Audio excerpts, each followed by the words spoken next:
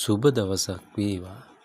දිනක ජයනියත මහජන සම්පත 2026 මාර්තු මාස 20 වන සිකුරාදා. දිනුම් වාරය 6139. මහජන සම්පත ලොතරැයි ප්‍රතිඵල වෙතට දැන් අපි යමු. පළමු අංකය